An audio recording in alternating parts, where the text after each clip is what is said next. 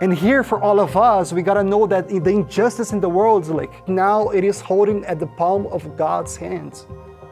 And God, He sees it all. But it is right here that all of us that were called by God to really pray and devote ourselves to Him. Why? Because one day He is coming back. God is the God of justice, God of righteousness, and He reveals Himself to all of us. And that's why He finishes here like saying, Jesus Christ, I tell you, and lean in, this is a beautiful promise to all of us, that God will grant justice to them quickly. This is extremely powerful, and I hope you can grasp how profound, how amazing this is.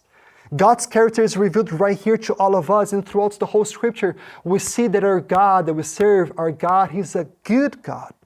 Exodus 34 says, the Lord, the compassionate and gracious God, is slow to anger, abounding in love and faithfulness, maintaining love to thousands, and forgiving wickedness, rebellion, and sin, yet He does not leave the guilty unpunished. See, we serve a God of justice, and make no mistake that He's faithful, and He will fulfill at the end His own justice as well. There's no wrongdoing that won't be actually now like come to the mercy of our God and come to the justice of our God as well. Yes, He's full of grace, of love, of compassion, but one day He will bring forth His judgment as well. Why? Because a God of judgment is a God of accountability. And here for all of us, we gotta know that the injustice in the world is like, it all like at the end of the day, like it all like now it is holding at the palm of God's hands. And God, He sees it all. And for all of us in the waiting season, we might be wondering, but how long, God? Why? Why this is taking so long? Why you don't bring your justice like right here, right now? And that's why the words of the Apostle Peter, like it is so appropriate for all of us. Peter says, do not forget of this one thing, dear friends.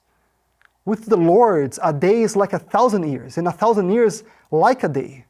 And the Lord is not slow in keeping His promise, as some understand slowness, quite the opposite. Instead, He is patient with you, not wanting anyone to perish, but everyone. This is His desire, everyone. He wants all of us to repent. He wants all of us to come back to Him. He wants all of us to be reconciled back to Him. Some choose, some don't. But that's why like now we are in this in-between waiting season that I know it is not easy at all.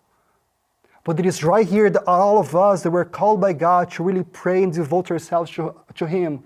Why? Because one day He is coming back.